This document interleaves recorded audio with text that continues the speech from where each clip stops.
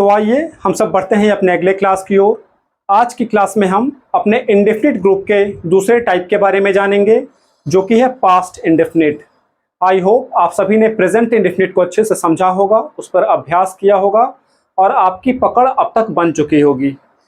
क्योंकि present indefinite यदि आपने अच्छे से पकड़ बना लिया होगा तो पास्ट इंडेफिनिट, फ्यूचर इंडेफिनिट और आगे जो भी टेंस है उसे पढ़ना बहुत ही आसान होगा। यदि आपने नहीं पढ़ा है ढंग से प्रेजेंट इंडेफिनिट को तो आप दोबारा जाएं, प्रेजेंट इंडेफिनिट को अच्छे से पढ़ लें और तब पास्ट इंडेफिनिट के वीडियो को देखें। तो जैसा कि पास्ट इंडेफिनिट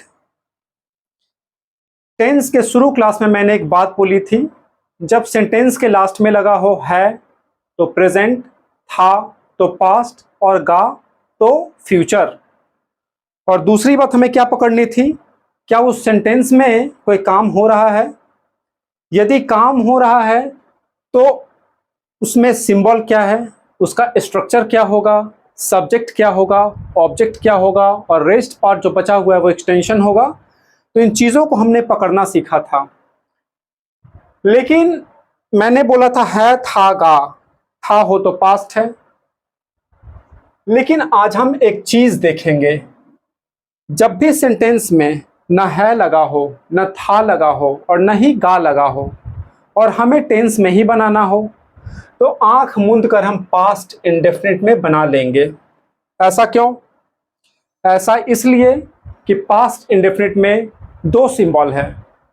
जैसे मैं यहां पर एक सेंटेंस बोल रहा हूं, मैं बाजार जाता था और मैं बाजार गया। दोनों सेंटेंस पास्ट इंडेफिनिट में ही बनेगा, दोनों का एक ही स्ट्रक्चर यूज होगा। जैसे कि पहला का बनेगा मैं बाजार जाता था, आई वेंट टू मार्केट, और मैं बाजार गया, आई वेंट टू मार्केट। यहाँ पर कोई अंतर नहीं है, अंतर है केवल इसकी समझ में, इसके स्वरूप में।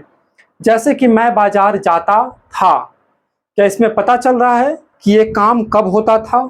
नहीं ना। जैसे आप बाजार जाते थे या मैं आम खाता था या मैं अंग्रेजी पढ़ाता था, तो पता नहीं चल रहा है कि काम ये होता कब था। एक रूटीन टाइप की चीज़ लग रही है। तो आज के प्रेजेंट इंडेफिनिट में हम लोग दो सेंस देखेंगे, दो सिंबल देखेंगे और दोनों में अंतर ये होगा कि एक में काम देखने में रूटीन लगेगा और दूसरे में काम लगेगा कि तत्काल खत्म हुआ है, अभी अभी ये काम खत्म हुआ है। तो आइए हम शुरुआत करते हैं। जैसा कि इसका हेल्पिंग वर्ब क्या है, डिड। प्रेजेंट इंडेफिनिट का हेल्पिंग वर्ब क्या था, डू और does. Third person singular number के साथ हम डज का यूज कर रहे थे और बाकी के साथ डू का। तो इसका हेल्पिंग वर्ब डिड है और इसका मेन वर्ब जो होगा वो वर्ब का दूसरा फॉर्म होगा, V2 होगा। जैसे कि यदि मैं डू फॉर्म की बात करूं तो डू डिड वर्ब का दूसरा form, do V1, did V2 और डन V3 वर्ब का तीसरा फॉर्म। चौथा फॉर्म ING फॉर्म होता है ना, डू में ING लगाइए, डूइंग। लास्ट फॉर्म जो वर्ब का पांचवा फॉर्म होगा डज, मतलब do did sorry, do did done doing does. हमने इस 5 फॉर्म को देखा, आज हम दूसरे फॉर्म की बात कर रहे हैं। और प्रेजेंट इंडेफिनिट में क्या था कि आप थर्ड पर्सन सिंगुलर नंबर के साथ वर्ब के 5वें फॉर्म को यूज कर रहे थे, जैसे कि गो का गोज, टीच का टीचेस, लाइक दैट। लेकिन आज के टेंस में हमें इस झंझट से मुक्ति मिल चुकी है। आपके पास कोई भी सब्जेक्ट हो, या वो फर्स्ट पर्सन हो, सेकंड पर्सन हो, थर्ड पर्सन हो, सिंगुलर हो या प्लूरल हो, सबके साथ वर्ब का दूसरा फॉर्म ही यूज करेंगे। और मैंने पहले ही आपको बता दिया है कि जो वर्ब का चार्ट है, जो 5 फॉर्म्स होते हैं, वर्ब का पहला फॉर्म, दूसरा फॉर्म, तीसरा फॉर्म, आप डिस्क्रिप्शन के लिंक पे जाएं, टेलीग्राम चैनल पे आप कनेक्ट हो जाएं, अपने आप को जोड़ लें और वहाँ पर आपका जो PDF फाइल है वर्ब के चार्ट का विस्तृत रूप में दिया हुआ है, आप उसे देखें, उसे समझें, उसे पढ़ें। तो टेंस वगैरह में या वॉइस में, नरेशन में कहीं आपको दिक्कत नहीं होगी, सारे बेसिक्स वहाँ दिया गया है।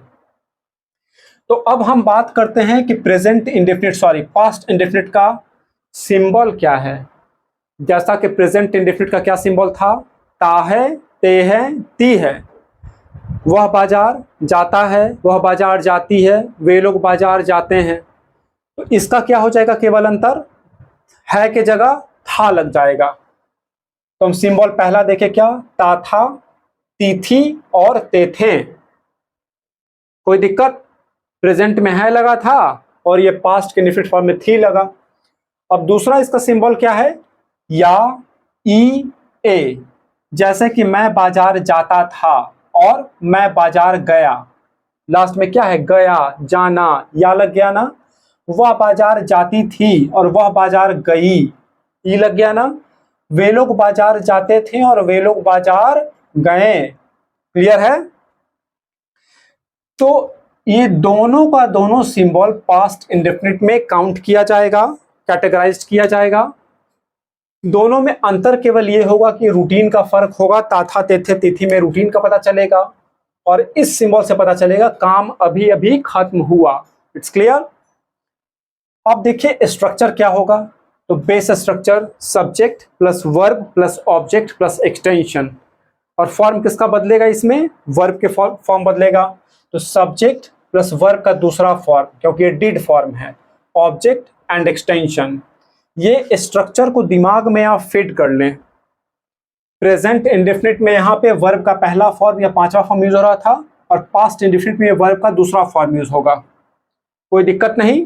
चलिए अब इसके एग्जाम्पल्स को लेते हैं, और एग्जाम्पल से मैंने क्या किया है, affirmative form, negative form, interrogative form और इंटेरोगेटिव निगेटिव, मतलब यस नो क्वेश्चंस के फॉर्म को मैंने ले लिया है। WH की बात हम अलग क्लास में करेंगे। सबसे पहला एग्जाम्पल, बहुत छोटा सा एग्जाम्पल, वह अंग्रेजी पढ़ाता था। वह अंग्रेजी पढ़ाता था, इसमें काम क्या हो रहा है, एक्शन क्या हो रहा है, तभी तो हम टेंस में ले जाएंगे। एक्शन हो रहा है पढ़ाने का, कोई दिक्कत। वह अंग्रेजी पढ़ाने का, और मैंने क्या बोला है, एक्शन वर्ड में पढ़ाना, इसका मूल स्वरूप क्या है, पढ़ाना, ना है ना, तो ना की जगह क्या लगा, ता, और ता के बाद क्या लास्ट तक गया, ता था। सिंबल मैच कर गया, तो इस स्ट्रक्चर पे बनेगा, हाँ बनेगा। वह अंग्रेजी पढ़ाता था, तो सब्जेक्ट क्या है इसमें बताइए, सब्जेक्ट जो काम कर रहा है पढ़ाने का वो सब्जेक्ट हमारा हो गया, और पढ़ाने का काम क्या हो रहा है, इंग्लिश, तो ये ऑब्जेक्ट हो गया। सब्जेक्ट आया, ऑब्जेक्ट आया, वर्ब आया, और हमारा एक्सटेंशन नहीं आया तो एक्सटेंशन हम नहीं लिखेंगे। सब्जेक्ट की हिंदी, सॉरी इंग्लिश, ही टाउट इंग्लिश, बड़ी आसानी से बन गया। वर्ब का दूसरा फॉर्म है टिच, टाउट, टाउट। क्लियर है। टीचिंग, टीचेस, पांचों फॉर्म मैंने बोल दिया। अब ये दूसरा सिंबल के साथ मैंने दिया है जो या, ई, ए है, उसने अंग्रेजी पढ़ाया। फिर हमें इसमें सिंबल को पकड़ लेना है, और सिंबल कैसे पकड़ाएगा, आपका एक्शन को पकड़ना है। ये सिंबल लास्ट में क्या आया, पढ़ाना, ना की जगह या आ गया, तो उसने अंग्रेजी पढ़ाया, पढ़ाने का काम कौन कर रहा है, उसने, तो ये सब्जेक्ट हो जाएगा। अंग्रेजी है पढ़ाने का काम, ये ऑब्जेक्ट हो जाएगा।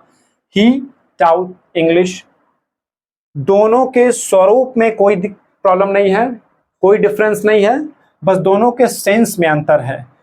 सुन के लग रहा है ना कि उसने अंग्रेजी पढ़ाया, उसने अंग्रेजी पढ़ाया मतलब अभी अभी काम खत्म हुआ पढ़ाने का। ऊपर वाला रूटीन टाइप का लग रहा है काम, वह अंग्रेजी पढ़ाता था, एक रूटीन टाइप का लग रहा है, पढ़ाता था, अपना काम करता था, दैनिक दिनचर्या में था। अब दूसरा देखिए, निगेटिव सेंटेंस, इसी का अफर्मेटिव का ही, वह अंग्रेजी नहीं पढ़ाता था, वह अंग्रेजी नहीं पढ़ाता था। तो जैसा कि मैंने आपको क्या बताया था प्रेजेंट इंडेफिनिट में, कि आपको नहीं जब लगाना हो तो वर्ड क्या यूज कीजिएगा, नॉट, नो नहीं, ओके, नो नहीं। जब भी हम किसी एक्शन फॉर्म की बात करते हैं ना, तो वहां हम लोग नॉट यूज करते हैं, और किसके साथ, हेल्पिंग वर्ब के साथ। तो यहां पर सब्जेक्ट हो जाएगा, डिड हो जाएगा, क्लियर है, हेल्पिंग वर्ब प्लस नॉट हो जाएगा, और वर्ब का दूसरा फॉर्म नहीं पहला फॉर्म होगा, क्योंकि डिड अपने आप में दूसरा फॉर्म है, वर्ब का सेकंड फॉर्म है, तो दो बार तो यूज नहीं करेंगे ना, तो हम लोग वर्ब का पहला फॉर्म यूज कर लेंगे। वह अंग्रेजी नहीं पढ़ाता था, देखिए, तो इसमें काम क्या हो रहा है, पढ़ाने का। क्लियर है, मतलब काम पढ़ाने का तो हो रहा है लेकिन नहीं पढ़ाने का हो रहा है। तो ता था, फिर सिंबल मैच कर गया, पास्ट इंडेफिनिट में ही लेके चले जाना है।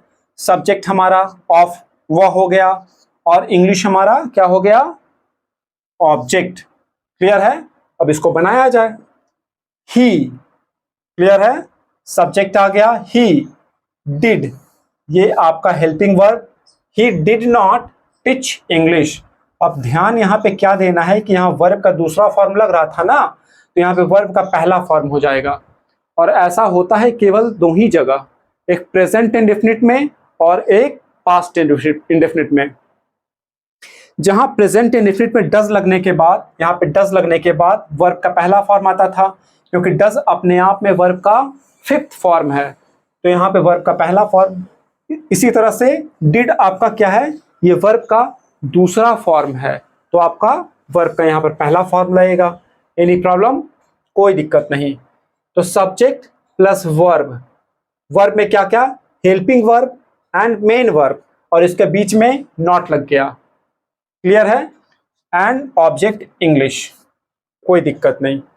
अब देखिए ये डिड नॉट, जैसे कि डू नॉट को कॉन्ट्रैक्शन फॉर्म क्या बन रहा था, डोंट बन रहा था ना, डज नॉट का डजंट बन रहा था ना, तो वैसे ही यहाँ पे डिड और नॉट का कॉन्ट्रैक्ट करके कॉन्ट्रैक्शन फॉर्म हमारा क्या बनेगा, DIDN', मतलब डेंट, इसे क्या पढ़ते हैं, डेंट, न कि डिडंट। तो ही डिडंट टीच इंग्लिश, कोई दिक्कत नहीं। अब इसके हम इंटेरोगेटिव फॉर्म को देखते हैं, यस नो फॉर्म में। क्या वह अंग्रेजी पढ़ाता था, क्या वह अंग्रेजी पढ़ाता था, तो जवाब क्या दिया जाएगा, या तो हाँ में या तो ना में, इसलिए इसे यस नो फॉर्म कहते हैं। तो सवाल कैसे करते हैं हम, सवाल करते हैं तो सब्जेक्ट के आगे हेल्पिंग वर्ब को ले आया जाता है। जब नॉट करेंगे तो सब्जेक्ट के बाद रहेगा हेल्पिंग वर्ब, लेकिन जब सवाल करेंगे निगेटिव में क्या हो जाता है, हेल्पिंग वर्ब आपका सब्जेक्ट के बाद, और जैसे ही हम सवाल करते हैं तो यही हेल्पिंग वर्ब उठ के सब्जेक्ट के आगे चला आता है और सवाल करना शुरू कर देता है। तो इसमें डिड लग रहा है ना, तो हम इसको आगे ले आएंगे, किसके आगे, सब्जेक्ट के आगे। डिड ही अगेन V1, क्योंकि फिर आगे आपका डिड ऑलरेडी सेंटेंस में, ये वर्ब का दूसरा फॉर्म है। Did he teach English, question mark, इस पर ध्यान देंगे, कॉमन एरर में चला आता है। तो did he teach English, any problem, कोई दिक्कत नहीं बनाने में, जो अपने प्रेजेंट इंडेफिनिट अच्छे से पढ़ा होगा तो यहाँ कोई दिक्कत नहीं होगा।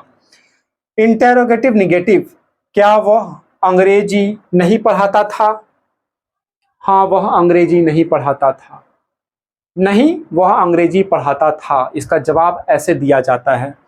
हम लोग क्वेश्चन आंसर सेशन करेंगे कि कैसे सवाल किया जाता है, कैसे जवाब दिया जाता है, इन चीज़ों को बहुत ही विस्तृत रूप में और बेहतरीन तरीके से समझेंगे।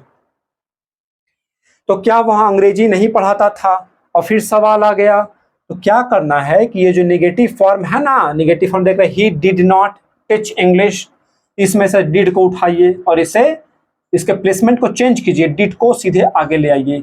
Did he not teach English, यहाँ पे डिड आगे चलाया, did he not teach English, यही तो बना है ना, did he not teach English, सीधे डिड आगे चला आया, तो चलिए ये ऐसे बन गया, हमारा सही हो गया। अब दूसरा देखिए क्या फॉर्म था, ये कॉन्ट्रैक्शन फॉर्म था, आ रहा है, ये सेपरेशन फॉर्म है, सेपरेट फॉर्म है ये, और ये कॉन्ट्रैक्शन फॉर्म है। तो डिंट, जब ये साथ में एक शब्द बन गया, डिड और नॉट मिलके डिंट, तो ये पूरा का पूरा उठ के आगे जा सकता है ना, बिल्कुल जाएगा। तो क्या होगा, ये हमें नहीं देखना है, ये उठ के आगे चला गया, तो क्या हो गया, डिंट ही टीच इंग्लिश, ऐसा बन सकता है, तो बिल्कुल बन सकता है। तो यहाँ बना ना, डिंट ही टीच, वर्ब का पहला फॉर्म इंग्लिश, ये हमारा। तो हमने क्या देखा, अफर्मेटिव फॉर्म देखा किस तरीके से ट्रांसलेट हो रहा है, निगेटिव फॉर्म देखा, इंटेरोगेटिव देखा यस नो फॉर्म में, एंड इंटेरोगेटिव निगेटिव देखा वो भी यस नो फॉर्म में ही। जैसा कि प्रेजेंट इंडेफिनिट में आपका कुछ रूल्स था, तो इसमें कोई रूल नहीं है, ये बहुत ही आसान है पढ़ना। जैसे प्रेजेंट इंडेफिनिट में केवल V1 V5, यहाँ पे वर्ब का दूसरा फॉर्म, वहाँ पे ता है तो यहाँ पे ता था, और एक ये एक्स्ट्रा आ गया आपका सिंबल जो आपको याद कर लेना है। जब भी आप रिवीजन करेंगे तो present indefinite, past indefinite and future indefinite को एक ग्रुप बना के तीनों का साथ में कर लेंगे। ओके, और करना क्या है revision, symbol structure, symbol structure, symbol structure, आंख मूंद के एकदम आपके दिमाग के अंदर ये फीड हो जाएगा, जो कहते हैं ना कि एकदम इंप्रेशन ऐसा कि पत्थर की लकीर।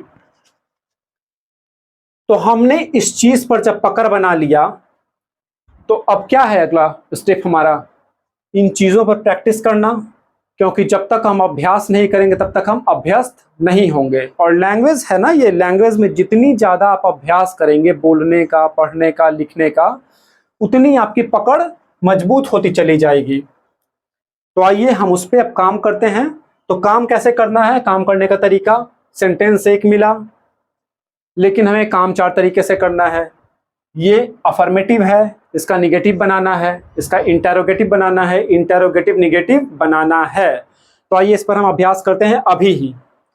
और आप क्या करेंगे, ये क्लास खत्म होने के बाद ओके इन सेंटेंसेस को आप लिख लेंगे और इस पर आप खुद बनाएंगे। ठीक है, अभी तो हम लोग साथ साथ अभ्यास कर लेंगे, आप रिवीजन करेंगे, या और भी किसी किताब से आपको मिले ना सेंटेंस पास्ट इंडेफिनिट का, तो आप उसका बनाते चले जाएं। तो मैं यहां से इसे मिटा रहा हूं क्योंकि अभ्यास यहां पे हम लोग कर लेंगे। चलिए,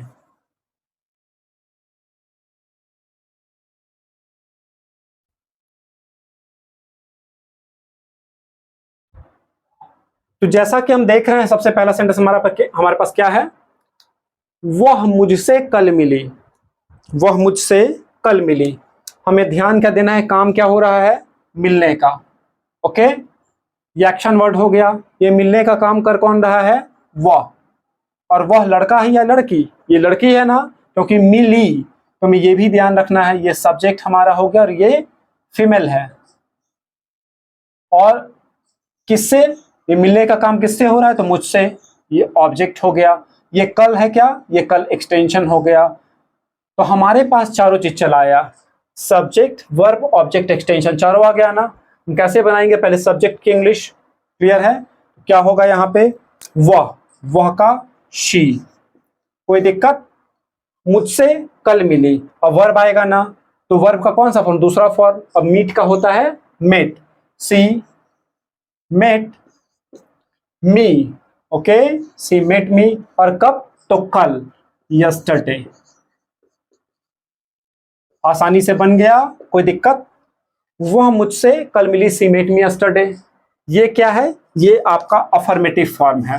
ओके, हमें निगेटिव बनाना है, वह मुझसे कल नहीं मिली, वह मुझसे कल नहीं मिली। आप कहते हैं ना कि कल तो मिलना था उसे लेकिन वह मिली नहीं मुझसे, बिल्कुल प्रैक्टिकल सेंटेंस है, कल उसे मुझसे मिलना था लेकिन वो मिली नहीं, तो वह मुझसे कल नहीं मिली। तो कैसे बनाएंगे इसका निगेटिव फॉर्म, देखिए यहाँ पे आप लोग साथ साथ प्रैक्टिस कीजिए, पहले बनाइए तब मेरा देखिएगा। इसका ऐसे हो सकता है ना, she did not, she did not. ये मेट है ना, मेट का मीट होगा क्योंकि ये वर्ब का पहला फॉर्म हो जाएगा ना। हमें इस चीज का ध्यान रखना है, ये वर्ब का दूसरा फॉर्म है क्योंकि यहाँ पे डिड आया, she did not meet me yesterday. कोई दिक्कत समझने में। अब यहाँ पे इंटेरोगेटिव फॉर्म बनाना है, क्या वह मुझसे कल मिली, ऐसा भी हो सकता है ना, क्या वह मुझसे कल मिली, तो हाँ वह मुझसे कल मिली, क्लियर है। तो इसका क्या बनेगा, ये डिड पे ध्यान देना है, डिड आगे चला आएगा, did she meet, again meet, verb का पहला फॉर्म क्योंकि डिड आ गया, वर्ब का पहला form, did she meet me yesterday. कोई दिक्कत समझने में नहीं ना। तो इसी तरीके से अब इंटेरोगेटिव निगेटिव चौथा फॉर्म, इंटेरोगेटिव निगेटिव क्या बनेगा, कुछ नहीं करना है, did she not meet me yesterday, okay. या फिर डिड नॉट का कॉन्ट्रैक्शन फॉर्म, ये आगे चला आएगा, तो यहाँ पे डिडंट लिख सकते हैं हम लोग, didn't she meet me yesterday, इस तरीके से यहां भी कॉन्ट्रैक्शन फॉर्म आ सकता है, डिड नॉट का डिडंट। क्लियर है? तो अब हम अभ्यास कैसे करेंगे? वर्बली करेंगे। क्लियर है? आप वीडियो को पॉज करके रोक सकते हैं अपनी कॉपी में यदि आप बना रहे हैं तो, नहीं तो आप भी बनाने का प्रयास करें ओरल। मेरे दोस्त मेरे पास आते थे, मेरे दोस्त मेरे पास आते थे, सिंबल मैच कर गया, ताथे तेथे तिथि ते थे। तो मेरे दोस्त ये सब्जेक्ट हो गया, और ये सिंगुलर है या प्लूरल? देखिए क्या लग रहा है प्लूरल, मेरे दोस्त मेरे पास आते थे, है ना?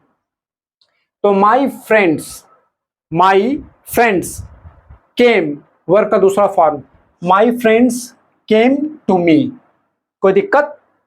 My friends came to me. अब मेरे दोस्त मेरे पास नहीं आते थे, my friends did not come to me. Come होगा वर्ब का पहला फॉर्म। क्या मेरे दोस्त मेरे पास आते थे? Did my friends come to me. क्या मेरे दोस्त मेरे पास नहीं आते थे? Didn't my friends come to me, या did my friends not come to me. कितनी आसानी से ट्रांसलेट हो रहा है, बिना लिखे, मैं बिना देखे आराम से मैं आपके सामने बोल रहा हूं। मेरे दोस्त हमेशा मेरे पास आते थे। अब इस सेंटेंस में मैंने एक शब्द केवल ऐड किया है, वो है हमेशा। मतलब सेंटेंस को मैं बड़ा कर रहा हूं क्योंकि जब भी अभ्यास हम करते हैं तो छोटे सेंटेंस से और धीरे धीरे स्टेप वाइज उसी सेंटेंस में आप कुछ कुछ जोड़ते चले जाएं, तो ये प्रैक्टिस करने का बेहतरीन तरीका होता है। जैसे मेरा दोस्त मेरे पास आता था, मेरा दोस्त मेरे पास हमेशा आता था, मेरा दोस्त मेरे पास हमेशा गाड़ी से आता था, मेरा दोस्त हमेशा मेरे पास अपने दोस्त के साथ आता था, मेरा दोस्त हमेशा मेरे पास अपने दोस्त की गाड़ी से आता था। जब इस तरीके के सेंटेंसेस पे हमारा पकड़ बन जाएगा ना इंग्लिश में ट्रांसलेट करने का, तो स्पोकन बहुत बेहतरीन तरीके से सुधर जाएगा। पहले लिख के अभ्यास, इसके बाद बोलने का अभ्यास। तो मेरे दोस्त हमेशा मेरे पास आते थे, माई फ्रेंड्स ऑलवेज, बस यही तो जोड़ लेना है, my friends always came to me. मेरे दोस्त मेरे पास हमेशा नहीं आते थे, my friends did not always come to me, came का कम। क्या मेरे दोस्त हमेशा मेरे पास आते थे? होगा ना? तो did my friends always come to me. क्या मेरे दोस्त हमेशा मेरे पास नहीं आते थे? Did my friends not always come to me, या didn't my friends always come to me. Clear है? इस तरीके से बन रहा है। तो चारों फॉर्म पे मैं अभ्यास करके आपको दिखा रहा हूं किस तरीके से बनता है। अब हम लोग अभ्यास क्या करेंगे यहां से, क्योंकि आपका कुछ काम भी तो होना चाहिए घर पे करने का। तो यहां से हम लोग इसका अफर्मेटिव फॉर्म कर लेते हैं, और इसका आपको अभ्यास करना है negative, interrogative and interrogative negative का। It's clear? मेरे दोस्त हमेशा शाम में मेरे पास आते थे, इसमें फिर एक शब्द और बढ़ाया गया। ठीक है? जब इससे कंपैरिजन करते हैं हम, तो इसमें हमेशा जुटा था, और जब 3 से 4 का कंपैरिजन हो रहा है तो इसमें शाम में जुटा, है ना? ये शब्द बढ़ा। तो कैसे बनाना है? मेरे दोस्त, सबसे ऊपर वाले को देखिए, दूसरा नंबर, मेरे दोस्त मेरे पास आते थे, my friends came to me. अब इसमें एक्स्ट्रा वर्ड क्या है? हमेशा, always, in the evening. Extension sentence में कहीं भी आपका आ सकता है, आप उसका प्लेसमेंट जो है ना कहीं भी कर सकते हैं। देखिए इसे और मैं कैसे बना रहा हूं, always in the evening, always in the evening my friends came to me. कोई दिक्कत? अब इसे मैं सबसे पीछे लेके चला जाता हूं, my friends came to me always in the evening. Okay? अब देखिए इसे मैं तोड़ के आगे पीछे ले जाता हूं, always my friends came to me in the evening. देख रहे हैं? साथ भी आ रहा है और सब साथ आगे चला आ रहा है, दोनों साथ आ रहा है, बिल्कुल पीछे चला जा रहा है। एक शब्द बिल्कुल आगे, एक शब्द बिल्कुल पीछे। किस तरीके से हो रहा है आप देख रहे हैं? इसका प्लेसमेंट आराम से इस तरीके से किया जा सकता है। एक्सटेंशन का तरीका ही होता है कि सेंटेंस में कहीं भी चले आना, लेकिन एक बेहतरीन तरीका क्या होता है? सब्जेक्ट, वर्ब ऑब्जेक्ट को एक साथ रखिए, एक्सटेंशन को इसके आगे पीछे करते रहिए। कभी कभी सब्जेक्ट के बाद भी चला आता है, जैसा कि यहाँ पे हुआ, माई फ्रेंड्स ऑलवेज सब्जेक्ट के बाद आया ना, ऐसे ही बन सकता है, my friends always came to me in the evening. एक ही सेंटेंस 10 तरीके से बन रहा है आपका, यही तो इंग्लिश है, इन चीज़ों को सीखना है। मेरे दोस्त हमेशा शाम में मेरे पास नहीं आते थे। My friends always did not, ऐसा कर सकते हैं ना, my friends always did not come to me in the evening, my friends did not come to me always in the evening, इस तरीके से हो सकता है। अब देखिए ये वाला, उसकी फ्लाइट छूट गई। अक्सर कहते हैं ना कि देर से पहुंचे ना, इसलिए तुम्हारी फ्लाइट छूट गई, तो उसकी फ्लाइट छूट गई, ही होगा। अब छूटना का क्या होगा, मिस, तो मिस का second form missed, he missed the flight. कोई दिक्कत, आसानी से बन गया। उसकी फ्लाइट नहीं छूटी, ही did not miss the flight, वहां मिस्ड का मिस हो गया। अब बाकी interrogative negative, interrogative form plus interrogative negative, इसका अभ्यास आप खुद करेंगे। मैंने कभी शराब नहीं छुआ, ये बहुत ही प्रैक्टिकल सेंटेंस है। पूछने पर क्या आप शराब पीते हैं कि ना मैंने आज तक हाथ नहीं छुआ, मैंने आज तक शराब को हाथ नहीं लगाया। क्या आप सिगरेट पीते हैं, अरे नहीं भाई मैं सिगरेट को हाथ भी नहीं लगाता हूँ। तो ये आराम से इसमें बन जाएगा, मैंने कभी शराब नहीं छुआ। अब इसमें हमें ध्यान क्या देना है, एक शब्द आया है कभी, ये एडवर्ब आया ना। अब ये कभी नहीं, ये साथ में जुड़ सकता है, मैंने कभी नहीं शराब छुआ। अब जब नहीं के साथ कभी आ जाए तो हम लोग डिड लगा भी सकते हैं, नहीं भी लगा सकते। मैं दोनों तरीके से आपको बना के बता रहा हूं, क्योंकि ये क्या है, निगेटिव सेंटेंस हो गया ना। तो आई नेवर, नेवर का मतलब कभी नहीं होता है ना, I never, NEVER, I never, I never touched wine, क्योंकि छूना का टच, और टच में ED लगाइए, वर्ब का दूसरा form, I never touched wine. एक तो ऐसे बन गया, दूसरा क्या बनेगा, आई डिड नॉट टच, वहां टच नहीं, वहां वर्ब का पहला form, I did not touch the wine, और ये कभी का एवर, EVER। ये नेवर में एन को जब आप हटा देंगे ना तो ये एवर बन जाएगा, और एवर का मतलब होता है कभी, और नेवर का मतलब कभी नहीं। तो दोनों तरीके से मैंने आपको बना के बताया। दोबारा मैं बोल रहा हूं, सुनिए, I never touched wine, touched मतलब वर्ब का दूसरा form, and I did not touch the wine ever. Clear है, मैंने कभी शराब को हाथ नहीं लगाया। सेंटेंस वही, हिंदी का शब्द कुछ अलग हो गया, क्लियर है, और दोनों का बनेगा क्या, दोनों का एक ही बनेगा। क्लियर है, मैंने कभी शराब नहीं छुआ, मैंने कभी शराब को हाथ नहीं लगाया। अब इसमें हाथ वाथ आपको ऐसा नहीं करना कि हैंड टच, ऐसा करके हैंड का हैंड ले आना है, ऐसा कुछ भी नहीं होगा। तो किसी ने मुझे पुकारा, अब यह सब्जेक्ट का पता चल रहा है क्या, कि सब्जेक्ट किसी ने मतलब किसने, किसी ने, आप पहचान नहीं रहे तो किसी ने का इंग्लिश क्या होता है, समवन। ओके, तो समवन कॉल्ड मी, आसानी से बन गया। अब इसका जब निगेटिव करेंगे तो आप, मैं बताता हूं करके, किसी ने मुझे पुकारा, समवन कॉल्ड मी, किसी ने मुझे नहीं पुकारा, मुझे किसी ने नहीं पुकारा, तो नो वन कॉल्ड मी। अब ऐसा नहीं कि समवन डिड, ओके, ऐसा नहीं लगाना है, समवन डिड नॉट कॉल मी, ये गलत होगा। लोग इसे प्रूफ कर देंगे कि हाँ सही होगा, लेकिन जहां someone, everyone, everybody, no one, nobody, तो ये ग्रुप है, इसका निगेटिव, समवन का निगेटिव वर्ड क्या हो गया, नो वन। अब एवरीबॉडी का निगेटिव वर्ड क्या हो जाएगा, नोबडी। अब ऐसा नहीं कि एवरीबॉडी में आप नो वन लगा दीजिए, एवरीबॉडी में नोबडी, समवन में समबडी। तो someone called me and no one called me, बात खत्म। समवन में भी वर्ब का दूसरा फॉर्म एंड नो वन में भी वर्ब का दूसरा ही फॉर्म, क्योंकि यहाँ डिड नहीं आया।